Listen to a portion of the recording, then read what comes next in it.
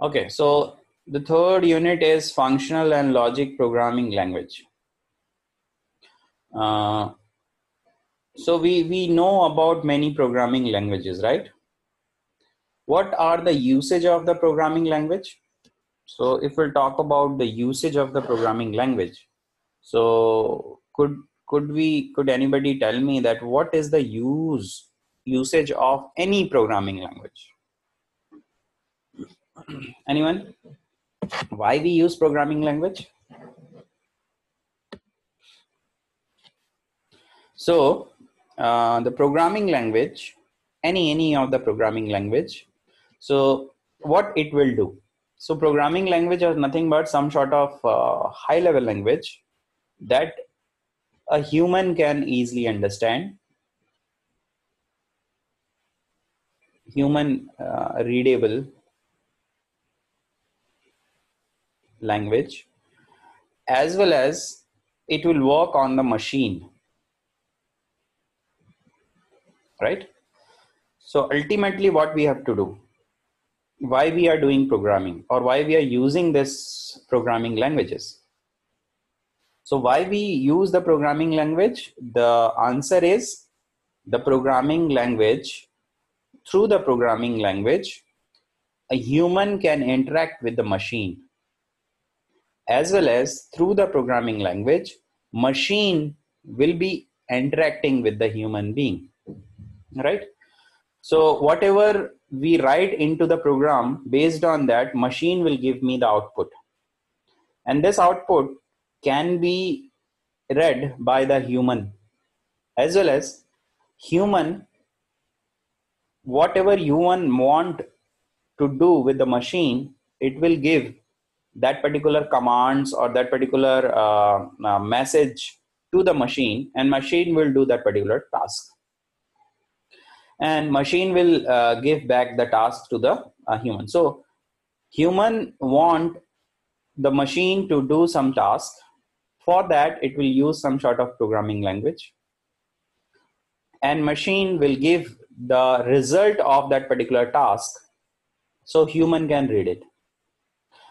But the programming language is used for both, right? Programming language is used by the human to interact with the machine, and this programming language will work on the machine to get output to the human being, right?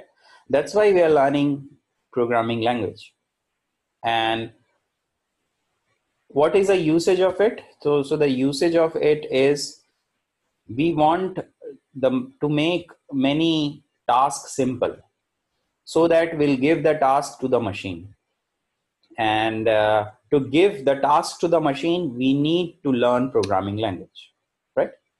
So there are different type of programming languages, different category of programming language. Two category of programming languages is here. So the first category of programming language is called functional programming language. Another category of programming language is called logic programming language. Okay. So we'll try to understand one by one. What do you mean by functional programming language? And what do you mean by logic programming language?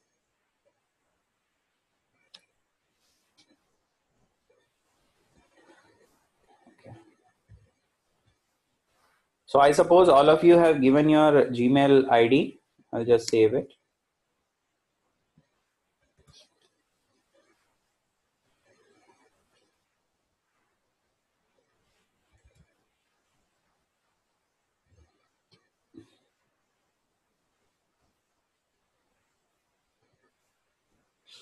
Okay, fine. Now let's try to understand what do you mean by functional programming language, or what do you mean by functional programming. So the functional programming, in short, it is called FP, is a way of thinking about software construction by creating pure function. It avoids concept of shared state, mutable data observed in object-oriented programming. Now, this functional programming, the first thing that we have to know that the functional programming work based on the function. And which type of function? It will work on the pure function. We'll see what do you mean by pure function, and we'll see what do you mean by impure function. So this functional programming means whatever the programming languages which support functional programming is working on pure function. And if we are working in the pure function, here the debugging and the error that is usually come, the bugs that is usually there in the software is very less. So to creating the software using the functional programming is, you can say, is very clear, or you can say it is very very good practice to use functional programming languages to create any type of software. The reason is, here we have the concept of pure functions, and using the pure function we'll try to create the software. In that, we are avoiding shared state. Shared state means one particular data will not be shared by different function. So if one function is working in one set of data, then the same function, the other function cannot work on the same data. So that is not at all allowed into the functional programming. Second, it says that it will not it will avoid the concept of mutable data. Mutable data means if we have created a data, or if we have created a variable inside the program, so that variable value, whatever the initial value we have given, would not be changed. We are not going to change it. Okay, so that's why it is called, it is avoiding mutable data, and as well as it is avoiding shared state. It is using pure function. So that three thing we have just seen. What do you mean by that? Okay, so this three thing we have seen. There are many other property of functional programming. So the shared state and mutable data is actually there in the object-oriented programming.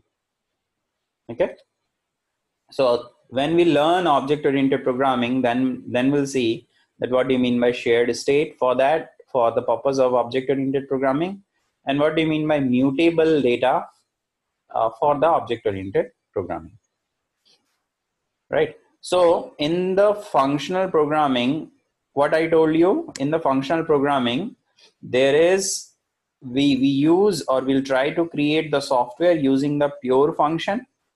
Means it is a function oriented programming where we write the task in terms of functions, different functions, but there is a constraint, like we have to use only pure functions. Second thing, it will avoid shared state as well as mutable data. That is already there in the object-oriented programmings. Now, this functional languages emphasis on expressions and declarations rather than execution of statement. So this particular language emphasis on expressions and declarations. So how we have expressed our function and how we have declared our variable. So the functional programming is doing more emphasis in these two rather than execution of the statement. Therefore, unlike other procedures which depend on the local or global state, value output in functional programming depend only on the argument passed to the function. Why? Because we are using pure function. So whatever the local variable or whatever the global variable we have created, we do not manipulate it. So the mutation of data is not at all allowed. So we're not going to manipulate the local or the global state. So the state change is also not there. We'll use the pure function. So will not use the shared state, means will not use the same data in different functions. Each function has its own data that will pass into the function, and it will do the manipulation on the same data that will pass into the function. It will not going to touch the data which is there locally or globally. So all these are the different property of functional programming. Many of you have got the concept, many of you haven't. I'll let you know about all the thing in detail. So no need to worry in this particular time of instant. Now let's go to the different characteristics of functional programming. Now it says that functional programming method focus on results, not the process. So here we are talking about results, not what type of process we are using it. Emphasis is on what is to be computed. Data is immutable, means we do not mutate the data. Okay, let me tell you what do you mean by this immutability, or the first property of it that we have had, mutable data, right? So it will allow, it doesn't allow to mutate the data. Okay, so what do you mean by that? Let's say in a sort of program, we have a variable, and we have created a variable with the value 10. Okay, and at some point of time, what we are doing, we are just manipulating the data, and we are increasing by 10. Now at that particular point of time, means in that particular statement, what we are doing, we are just updating the value of VAR with VAR plus 10. Means the value of VAR will become 20 at that particular state, But what I said that in the functional programming, the data is immutable. So we do not allow these type of statement. Instead, we'll create a new instant of the variable. So we'll not allow this, and your program will be like this. So you have a variable, it has the initial value 10. In the later period of time, if you want to change it, so you have to use another variable var1, and then take the value of var and do plus 10 on that. So we'll allow these type of statement. These type of statement is not at all allowed. This type of statement is allowed. Here we are using another variable, let's say var1, and in this particular var1 we are doing the manipulation, and this var will be the value is not going to change. So generally, whatever variable, whether it's a local variable or the global variable that will create in the functional programming, are of constant type. You know what do you mean by const type, right? Let's say const int x equal to 10 we are doing. So what we are in the later period of time, let's say we'll do x plus plus, so this will give error. And what it will tell that you cannot mutate or you cannot manipulate the value of x because you have put it as a constant integer. So these type of programming is allowed in functional programming. Okay, this is one property of functional programming, that is immutability. So if we have a variable, and if the data is initialized with some value, so will not at all allow the value to be updated. Next, go to the property of functional programming, decompose the problem into functions. So whatever your problem is, you will decompose it in the form of functions. So you have different functions to do different tasks. So we know what we mean by function, right? So let's say if you want to add two numbers, so we have add function where we are putting two numbers, and what we are returning x plus y, right? So what it is doing, it is adding to variable. Let's say we are just multiplying two variable. So we have mul function. It will take, let's say, two variable, and and what we are returning? We are returning x into y. So I think you get it. Means each and every problem we should make the functions for that. It is built on the concept of mathematical function which uses conditional expressions and recursion to perform the calculation. Now this functional programming concept is purely based on mathematical functions or mathematical expressions. Okay, so let me tell you what do you mean by that.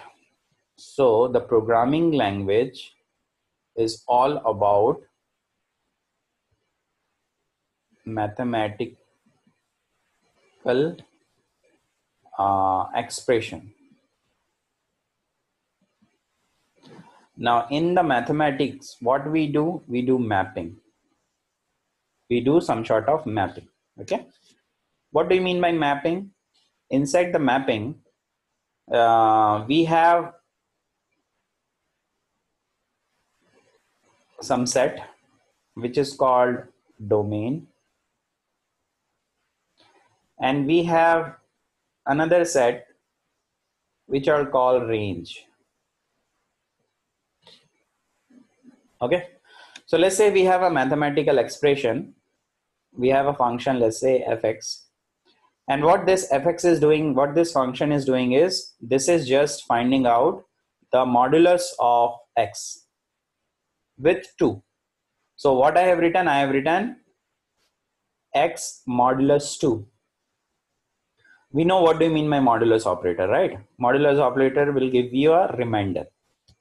So if we have the modulus operator, whatever x is will divide by 2, and whatever the remainder is, it will be the answer.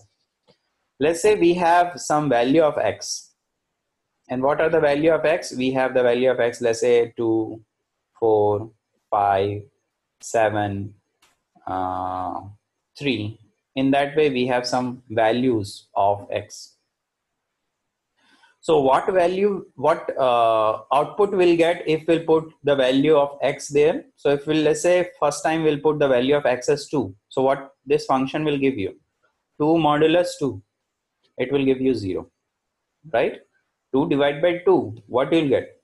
The value, the 0 will be the remainder, right? And 1 will be your quotient value. 4 divided by 2, again the remainder is 0. 5 divided by 2, it will be 1. 7 divided by 2, the remainder is 1. 3 divided by 2, the remainder is 1, right? So this value, this function is giving you the remainder. So what is your what is your result when we'll put the value of x? So these value of x are nothing but domain. So we have 2, 4, 5, 7, 3 are the domain value. And how we are mapping it? With the range. So what is my range? My range is the value of 1 and 0. So 0 and 1 is my range. And how we are mapping? We are mapping with the help of this function. So 2 will give me 0, right? 4 will give me 0. 5 will give me 1. 7 will give me 1. 3 will give me 1, right? So in that way, what we are doing? We are doing mapping. So you see, this programming, this functional programming, or I should write functional programming language, is nothing but some sort of mathematical expression, and we have to write our problem with the help of some sort of mathematical expression like this. This is my mathematical expression, and it will do the mapping between domain and the range. Domain is nothing but the input, and the range is nothing but the output that you are getting. Okay, so let's talk about other characteristics. So this characteristic I told you. So the concept of mathematical functions which uses conditional expression and recursion to perform the calculus. Here also we have to use recursion. Now, one thing you have to remember is in C, C++, we know about for loop and while loop and do while loop, right? But when we talk about functional programming language, there is no loop. Why there is no loop? If you remember the syntax of the for loop, how will write for loop? For loop will write like this. Let's say we have value x, when initialize with 0, then we'll do the value of we have value of x plus plus, and let's say we have the condition like x should be less than 10. So what we are doing here, we are initializing the value of x, we are increasing the value of x, and we'll see x value is always less than 10. Then only we'll perform the task whatever is in the for loop, right? Because here there is a property of immutability, so we cannot mutate any variable, but here we are mutating the variable. That's why for loop is not at all allowed. In the same way, while loop is not at all allowed. Instead, for loop and while loop will use the recursion. Recursion means calling itself. Function is calling itself. So based on the recursion only, we try to achieve our goal. Okay. So inside the function, let's say we have a function and x. The definition of the function, inside the function of x, we can write the same function with the value x in that way. So we'll put the value, we'll put the function inside the argument of the function. Okay. So all these things can be done in the functional programming.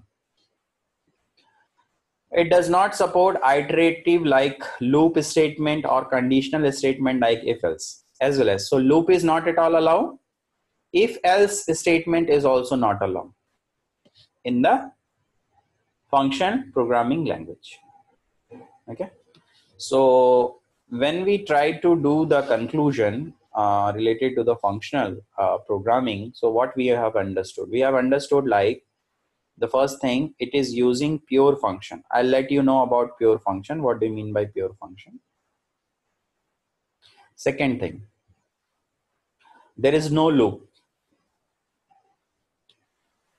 There is no if else. We use the concept of immutability. Immutability means your data cannot be manipulated. We doesn't have the concept of shared state. We doesn't have the concept of shared state. What else? Everything is in the form of function. We'll use the recursion.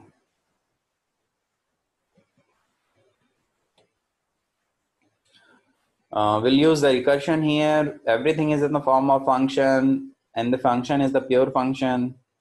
Inside the function argument, we'll put another function. We can return the function into the form of another function. We can save the function into any variable. That also we can do. As well as it is in the form of mathematical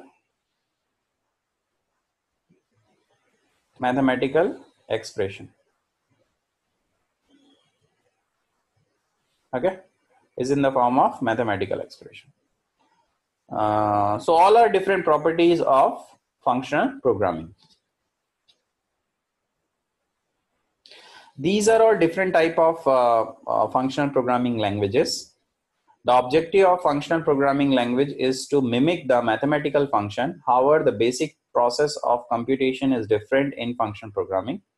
Now, here we have some functional programming language like Haskell, SML, Clojure, Scala, Clean, Fhash, ML, Scheme, SQL, Mathematica. So SQL will use. Some short Scala also will use. Another property and very important property of the functional programming language is through the Scala, we can achieve parallelism. So many of you know about the parallelism. What happened is, we have a big program, okay? We have a very big program, and this program is of, let's say, 10,000 line of code.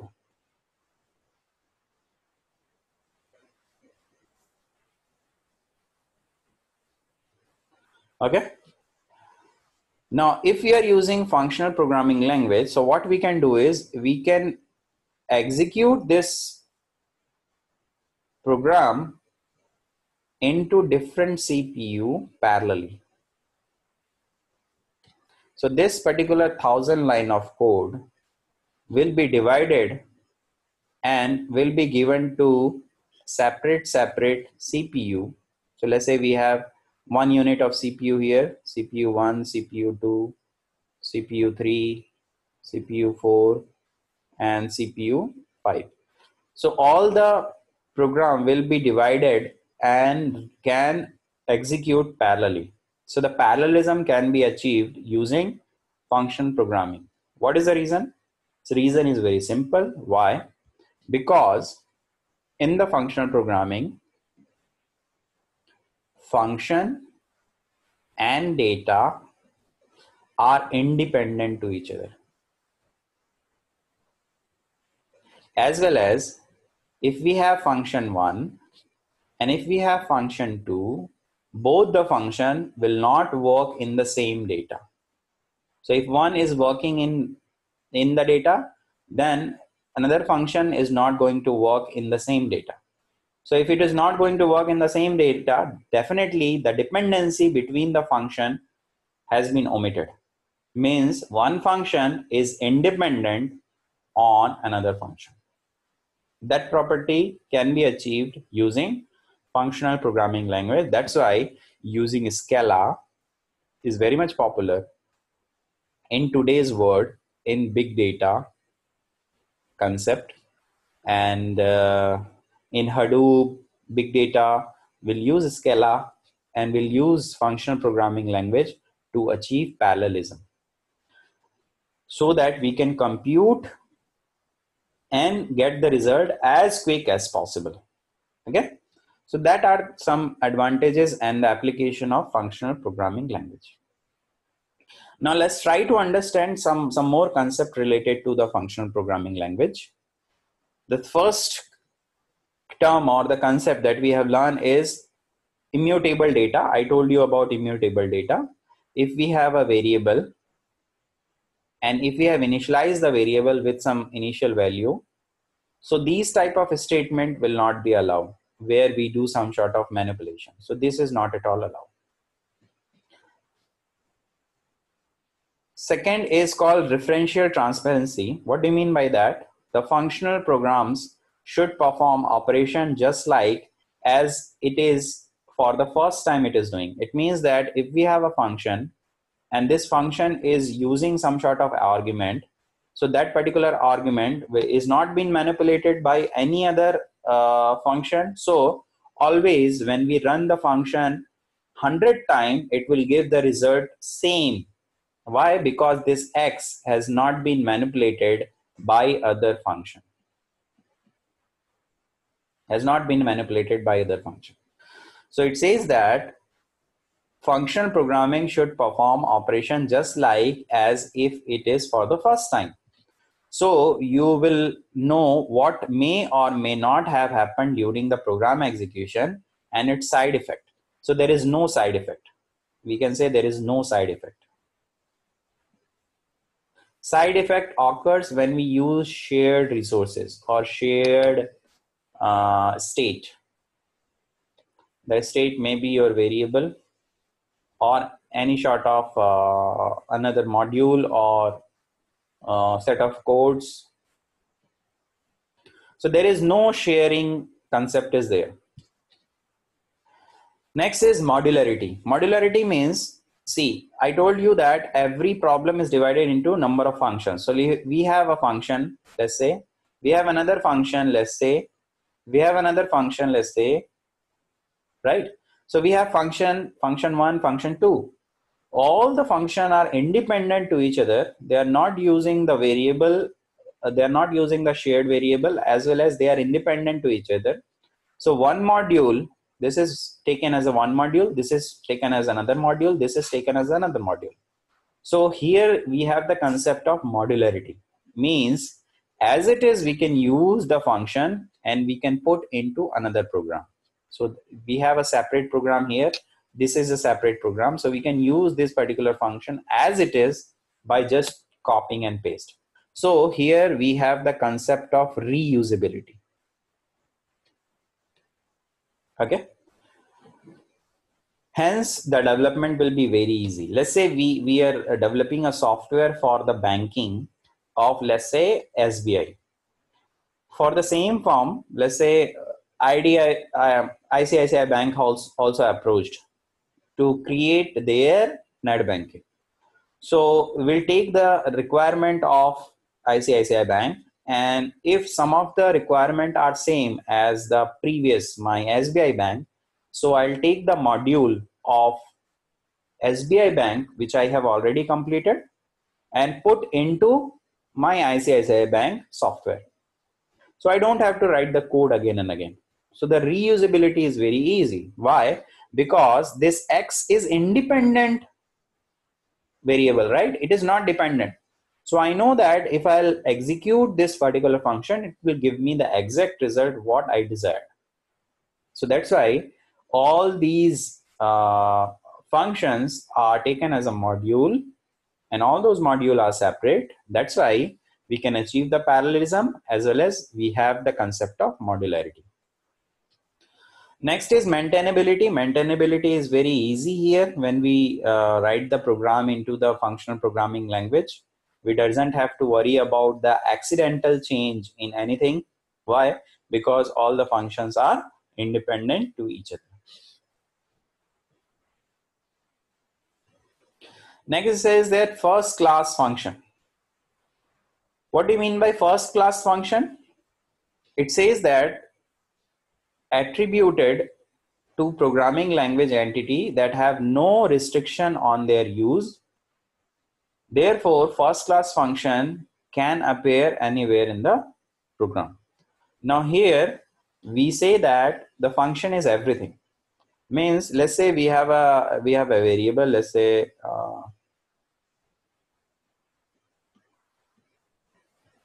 in that particular variable I can put the output of the function,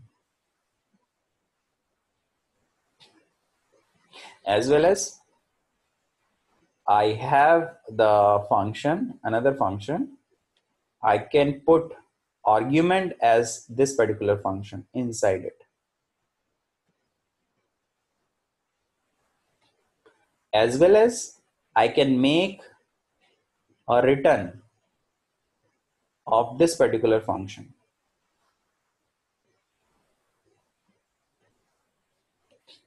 Right? So what I can do, I can take the function to any other function as an argument. I can take the function in any other function as a return value. I can take the function and put it into the variable also. So all these flexibilities are there related to the function. That's why we say it is a first class function.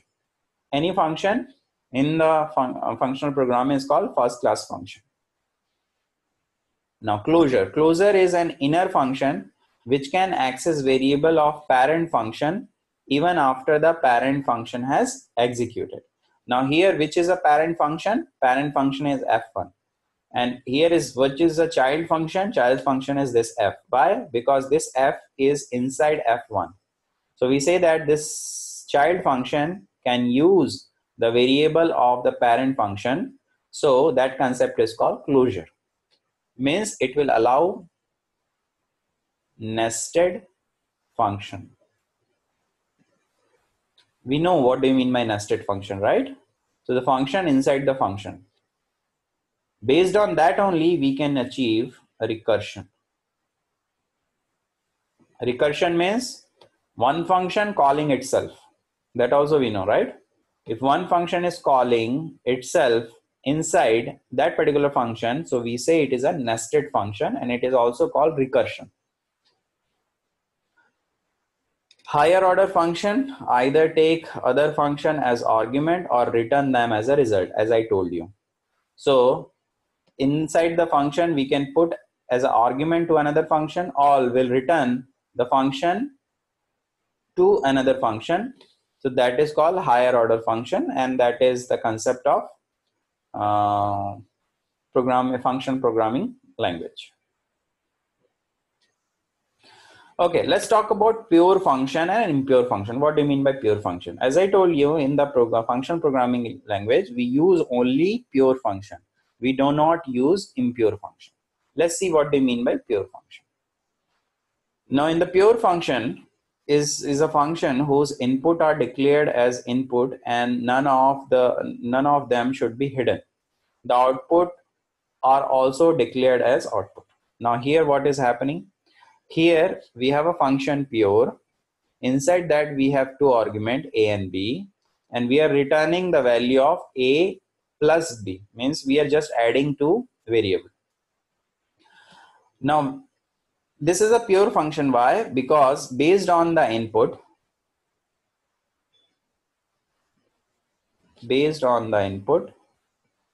you are getting the output. Okay, means whatever we are doing as an input into the function, it is giving me output as it is. Now what do I mean by impure function? Impure function is exactly opposite of a pure. They have hidden input and output. It is called impure. Impure function cannot be used or tested in isolation as they have dependency. Now what do you mean by impure function? Let's say we have a global variable z, and we have this function which is not taking any argument. But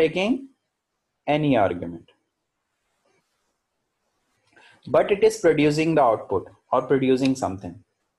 So where we'll get the value of z? We'll get the value of z from the global variable, not from the argument into the function. So you can see that this output is not known by this function, or will not put anything as an argument into the function. Based on that, we are getting the output, which we have seen here. So in the pure function, will give the argument, and based on the argument only, we are getting the output. But in the impure function, based on the argument, we are not getting the output. It means that the output and the input into the function is hidden to that particular function. So that function is called impure function, and the function which know what is input, and based on that it is producing the output, these type of function is called pure function. So I think you understood the difference between that. So if these type of function came where the input, the definition of the function is not based on what the function is taking, then it is called impure function. And if the definition of the function is based on what we are putting into the function, then it is called pure function. So in the programming, functional programming language, we always use pure functions. Okay.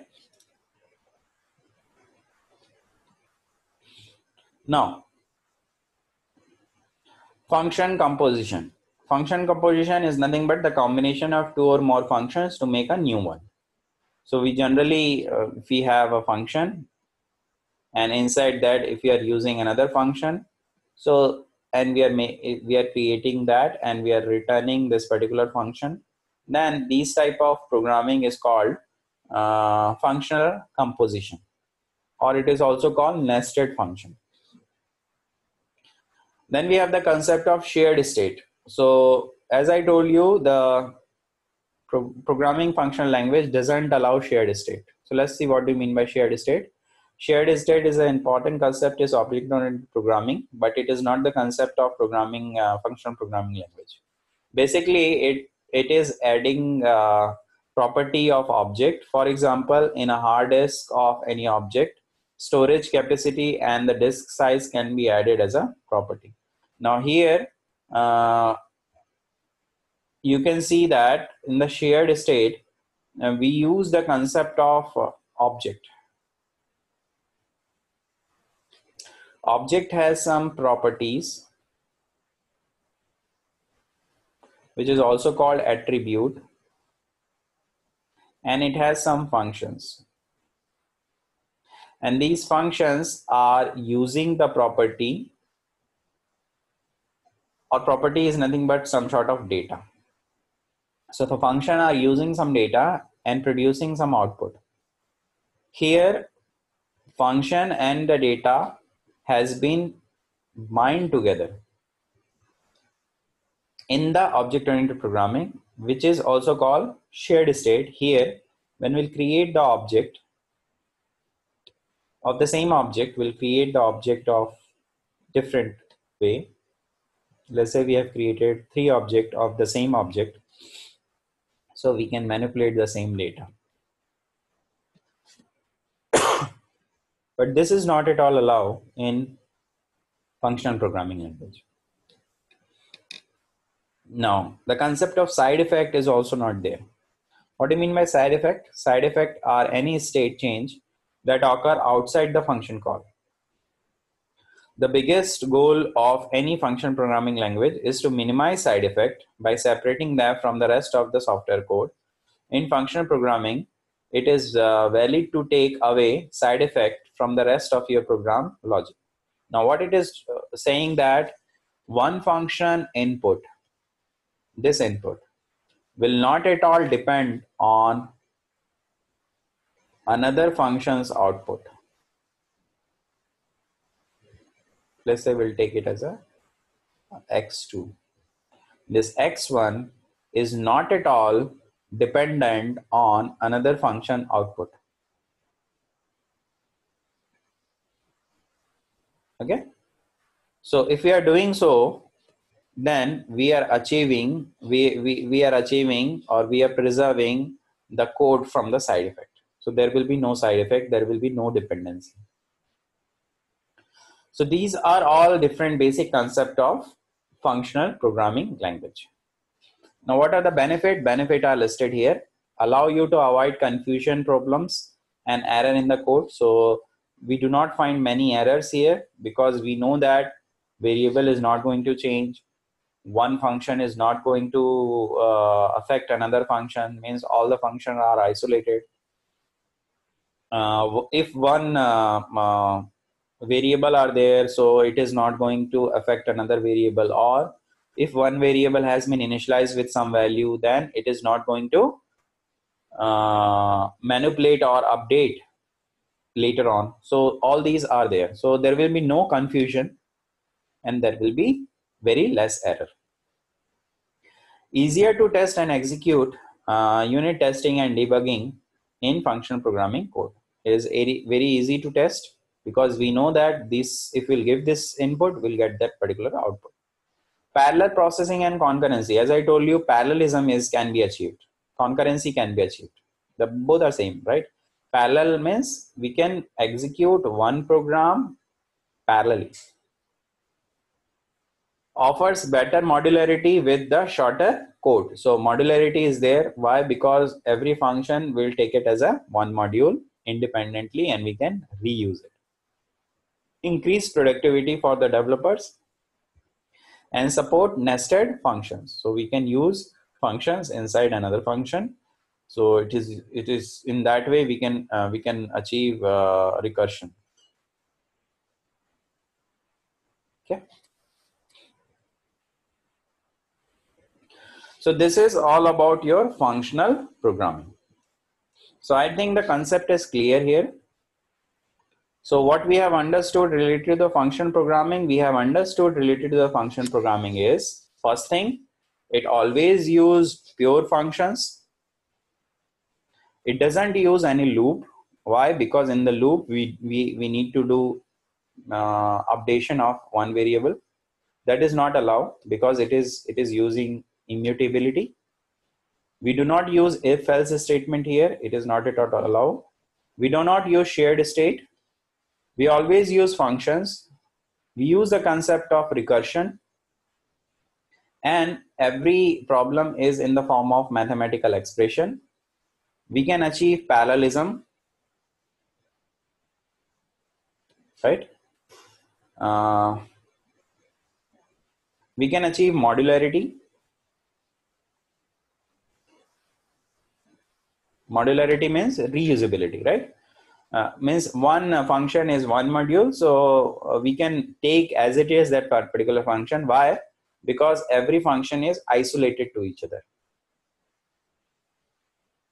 Isolated to each other means they are not dependent to any of the other function. So that are the property. Nested function also will use.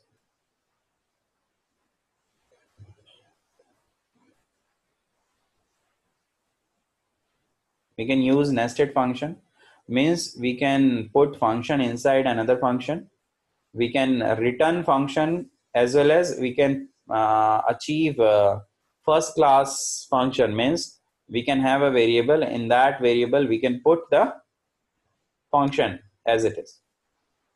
So I think the concept of function program is clear to you.